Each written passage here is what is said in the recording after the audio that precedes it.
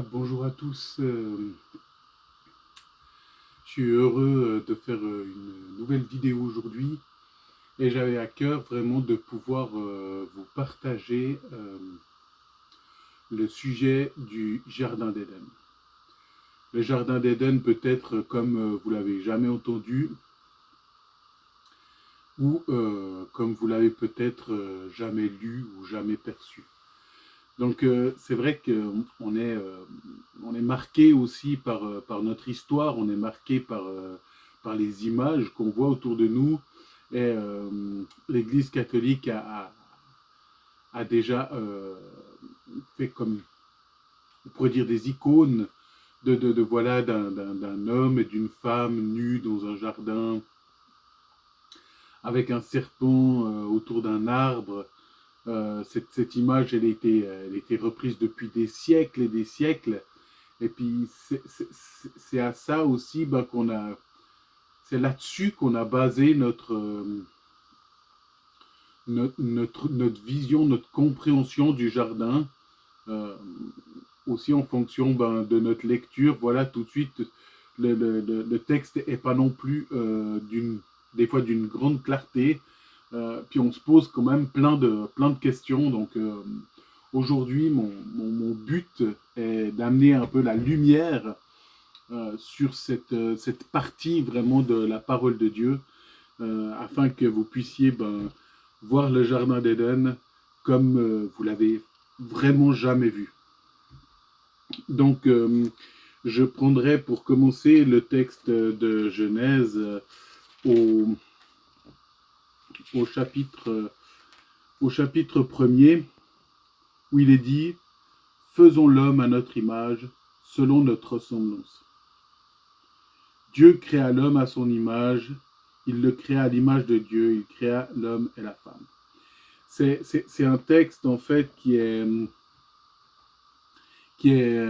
confusant, si je peux dire, parce que c'est comme si à ce moment-là, en fait, dans notre traduction française, Dieu y crée l'homme et la femme.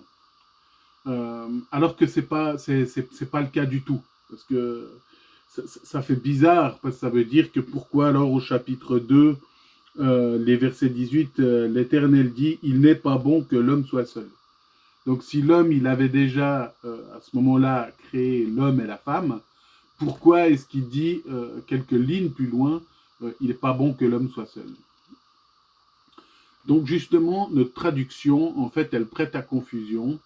Et puis, l'homme, dans comment c'est écrit, on le verra encore même plus tard, on a besoin du texte hébreu pour nous éclairer vraiment sur ce qui s'est passé. On a vraiment besoin du texte hébreu. Donc l'homme, en général, dans la parole de Dieu, c'est Adam. Donc en hébreu, c'est vraiment l'Adam. L'Adam, ça vient de tirer vraiment de la terre. C'est un peu l'étymologie. Et puis quand il dit « faisons l'homme », c'est vraiment « faisons l'Adam ». Dieu créa l'Adam à son image. Mais quand il dit « il créa l'homme et la femme », donc d'autres versions diront « il le créa homme et femme », ce qui amène quand même une précision quand même très importante. À ce moment-là, le terme pour homme, c'est Zakar. C'est plus Adam, c'est Zakar. Et ça veut dire, voilà, un gène mâle. Dieu y crée l'Adam avec un gène mâle et un gène femelle. Donc ici, on a une précision incroyable de la part de Dieu, où il est en train de dire que l'homme, en fait, il est créé XY. Et puis ça, c'est quelque chose, ça fait pas si longtemps qu'on sait que l'homme, il est XY, qu'il a un gène mâle et un gène femelle. Donc ici, Dieu, il est vraiment en train de donner cette précision. Donc il a créé l'Adam, mais l'Adam, à ce moment-là, il était seul. Il était vraiment seul. Et puis, en fait, il va devoir l'instruire. Cet Adam, il va devoir comprendre, découvrir qui est Dieu et devenir un homme rempli du Saint-Esprit, si on veut dire un homme en Christ, un homme transformé. Et c'est au travers de ce chapitre 2 qu'on voit que Dieu, en fait, il souffle dans ses narines un esprit de vie et il devient une âme vivante.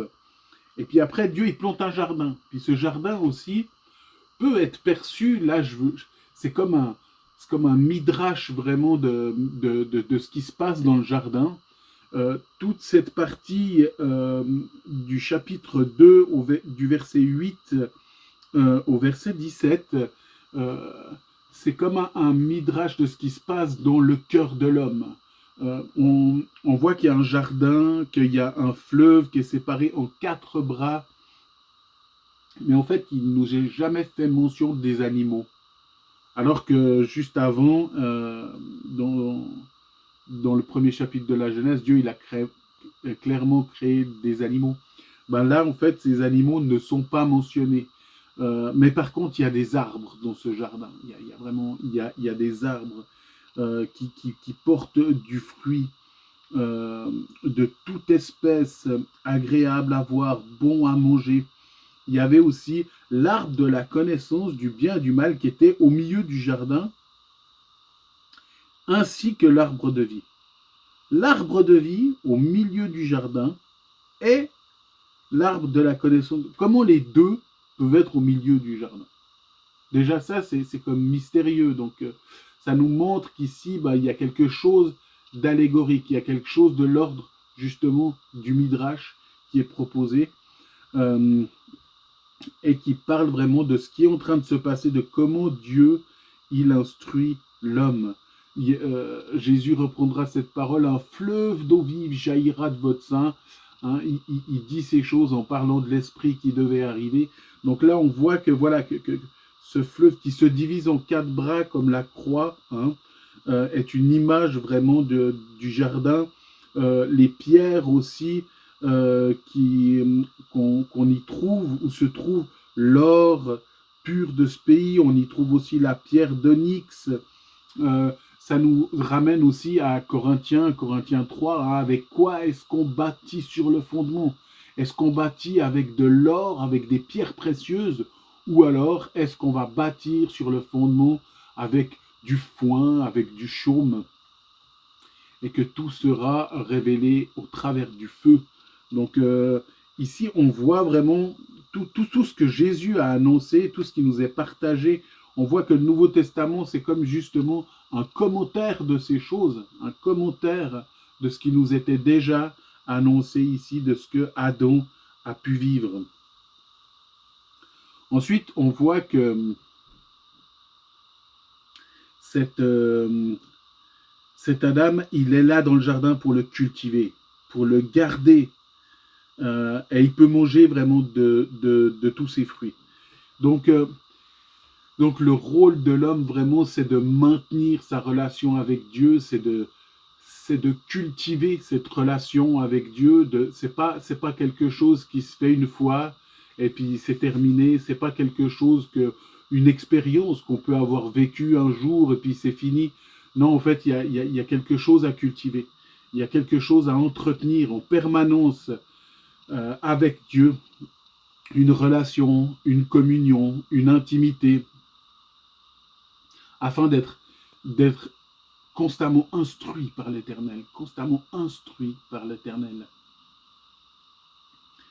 Et ce passage nous amène après à ce que Dieu fait comme confiance à l'homme. Dieu, pour finir, peut s'appuyer sur l'homme. Et puis c'est l'homme qui va nommer les animaux. Donc là, tout d'un coup, on ressort au verset 18, eh ben, Dieu, il regarde la situation, et puis il voit que l'homme, il est seul. Et puis il fait venir vers lui les animaux pour qu'il leur donne un nom. Donc il fait confiance à l'homme pour nommer les animaux. Puis Dieu, en plus, en fait, il va même accepter le choix de l'homme. Si l'homme il a appelé un lion, Dieu va appeler l'animal un lion. Il va pas dire non, voilà, ça c'est l'homme qui a donné comme nom, moi je vais prendre je vais prendre un autre nom, ou je vais faire différemment. Dieu ici, c'est comme s'il se soumet à ce que l'homme, comment il l'a appelé. Ça montre justement cette communion, ça montre aussi le libre arbitre de l'homme, ça montre aussi son implication dans le plan de Dieu. L'homme, il n'est pas bêtement sur la terre, Dieu a décidé de tout. Non, Dieu, en fait, il veut une relation avec l'homme, il veut une communion avec l'homme, et puis il est prêt justement à faire confiance de ce que l'homme, il va pouvoir être un instrument dans son plan merveilleux. Ici, on voit que l'homme donna des noms à tout le bétail. L'homme, c'est toujours Adam. Mais l'homme ne trouva point d'aide semblable à lui. C'est toujours Adam. Il fit tomber un profond sommeil sur l'homme. Toujours Adam. Et il forma une femme, Ish. La femme, c'est Ish. C'est Isha, pardon. La femme, c'est Isha. Et puis, il l'amena vers l'homme, Adam. Et l'homme, Adam, toujours, dit cette fois celle qui est os de mes os, chair de ma chair, on l'appellera femme. Donc, Isha. Parce qu'elle a été prise de l'homme. Et à ce moment-là, l'homme, c'est Ish. Et Ish, ça veut dire un homme supérieur. Un homme, c'est plus un Adam, c'est plus seulement un homme charnel, un homme tiré de la terre. Ish, c'est devenu, si on veut dire ça comme ça, c'est comme un homme au Christ, un homme rempli du Saint-Esprit, mais un homme supérieur, un homme qui a une révélation différente, qui vit quelque chose de différent. Donc, à ce moment-là, la femme, Isha, elle a été prise de l'homme, donc cet homme supérieur. C'est pourquoi l'homme, et c'est de nouveau, à ce moment-là, c'est de nouveau plus Adam, mais c'est toujours Ish, cet homme supérieur. Donc c'est pourquoi cet homme supérieur, cet homme en Christ, cet homme rempli du Saint-Esprit, quittera son père et sa mère et s'attachera à sa femme. Et la femme, à ce moment-là, c'est plus Isha, mais c'est Ishat. C'est une femme supérieure. C'est aussi une femme en Christ, une femme qui a vécu une transformation. Pourquoi? Parce que c'est son mari qui l'amène à cette transformation. Donc on voit le parcours, en fait, au travers de ce chapitre 2, on voit le parcours que l'homme, comment Dieu a instruit l'homme vraiment, comment il a mis sur lui une responsabilité particulière. C'est aussi quelque chose aujourd'hui qu'on a du mal à comprendre. J'ai fait cet enseignement sur la femme dans l'Église, mais on peut voir que la différence, c'est pas une question de supériorité. Si la femme, elle n'a pas le droit de prêcher dans l'Église, c'est pas parce qu'elle est inférieure à l'homme. La vraie question, c'est pas une question de supériorité, c'est une question de responsabilité. Dieu, il a mis la responsabilité sur l'homme. Dans toute la Bible, on dit que c'est le péché d'Adam. On est marqué par la nature d'Adam. Alors que c'est la femme qui a péché. C'est elle qui a pris du fruit puis qu'on a donné à son mari. Mais en fait, c'est comme si tout ça, ça lui est même pas imputé. C'est à Adam qu'on en veut. C'est cette chair adamique. Donc, on voit que la responsabilité, en fait, elle était sur Adam. Et c'est pour ça que là, on peut percevoir ce parcours par lequel Dieu fait passer l'homme, un parcours, un apprentissage vraiment pour lui apprendre ce que c'est la vie en Dieu, ce que c'est la communion en Dieu, ce que c'est cette vie par l'esprit. Et puis l'homme, à ce moment-là, peut instruire sa femme pour qu'elle ait aussi une communion par l'esprit, et ensemble, ils deviennent une seule chair. Et on arrive à ce passage incroyable, l'homme et sa femme étaient tous deux nus, et il n'en avait pas honte. Là aussi, en hébreu, c'est complètement différent de ce qu'on pourrait, s'imaginer. Nous, on voit justement seulement des gens nus, mais le passage est beaucoup plus profond que ça. Donc, il est en train de dire, c'était des gens, ils étaient tous deux humbles, ils étaient tous deux, il y a le sens de fragile, il y a le sens voilà, ils étaient dans un corps qui était soumis, qui était fragile, qui était humble. Leur corps, il brillait. Il y a la notion de lumière. Il y a une notion de lumière, de rayonnement. Donc, c'était pas les corps qu'on a aujourd'hui. C'était pas des corps voilà, c'était pas deux personnes nues dans un jardin qui réalisaient pas qu'ils étaient nus. C'était vraiment des êtres lumineux, mais tout leur corps brillait d'une lumière incroyable. Et c'est ce qui se passe quand leurs yeux s'ouvrent, et puis qu'ils connurent qu'ils étaient humbles, en fait. Euh, ils ont voulu se cacher, ils ont voulu s'habiller, en fait. Pourquoi? Parce que leur corps, bah, comme il n'était pas comme le nôtre, puis il était comme d'une nature différente. C'est presque, si on veut dire ça, comme si leurs muscles étaient visibles. C'est comme s'ils n'avaient pas de peau. Justement, en fait, ils étaient revêtus d'un rayonnement de lumière, mais ils n'avaient pas de peau. Comme si leurs muscles, sous cette lumière, c'est comme si leurs muscles, leurs tendons, tout ça était protégé en fait par une lumière. D'où cette notion de fragilité, cette notion d'humilité. En fait, ils étaient protégés par la lumière de Dieu. Et quand ils se cousent des habits avec des feuilles de figuier, dont si on veut mettre en avant vraiment une notion hébraïque, comme Jésus qui dit à Nathanaël, voilà, je t'ai vu sous le figuier. Le figuier, c'est l'arbre qui représente la Torah, qui représente la parole de Dieu, parce que toutes les feuilles du figuier, en fait, elles sont différentes. Et c'est sous le figuier qu'on étudie la parole de Dieu, qu'on étudie la Torah, qu'on médite sur la Torah.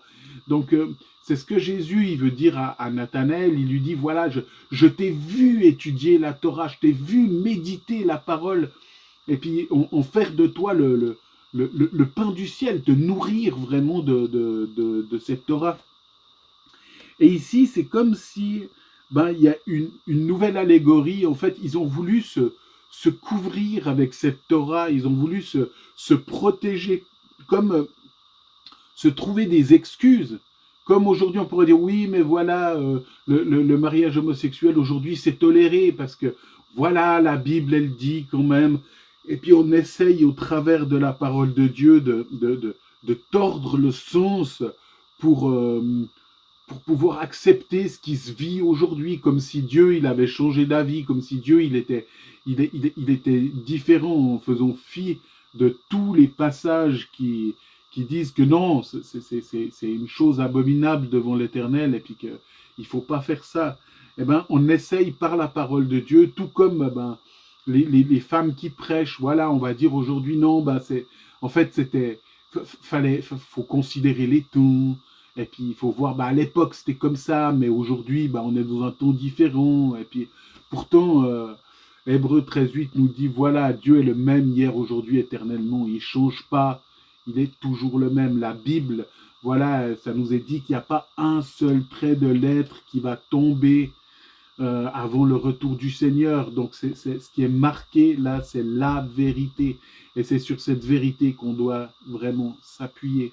Et bien là, Adam, en fait, comme il a perdu sa lumière, et puis qu'il se retrouve comme avec un corps tout fragile, sans rien, sans peau, sans rien du tout, il veut essayer de se protéger de cette fragilité par une fausse Torah, en fait. Et puis, il essaye de coudre des feuilles de figuier pour s'en faire des ceintures.